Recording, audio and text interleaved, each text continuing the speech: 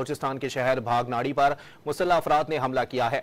दहशतगर्दों ने थाने को आग लगा दी। अहलकारों को यरगमाल बना लिया गया। सिक्योरिटी फोर्सेस की भारी नफरी ने इलाके को घेरे में ले लिया है। बलोचिस्तान के शहर भागनाड़ी पर मुसल्लह अफराद ने हमला किया है। दहशतगर्दों ने थाने को आग लगा दी। अहलकारों को यरगमाल बना लिया गया। सिक्योरिटी फोर्सेस की भारी नफरी ने इलाके को घेरे में ले लिया है। बलोचिस्तान के शहर भागनाड़ी पर मुसल्लह अफराद ने हमला किया है। दहशतगर्दों ने थाने को आग लगा दी। अहलकारों को यरगमाल बना लिया गया। सिक्योरिटी फोर्सेस की भारी नफरी ने इलाके को घेरे में ले लिया है। बलोचिस्तान के शहर भागनाड़ी पर मुसल्लह अफराद ने हमला किया है। दहशतगर्दों ने थाने को आग लगा दी। अहलकारों को यरगमाल बना लिया गया। सिक्योरिटी फोर्सेस की भारी नफरी ने इलाके को घेरे में ले लिया है। बलोचिस्तान के शहर भागनाड़ी पर मुसल्लह अफराद ने हमला किया है।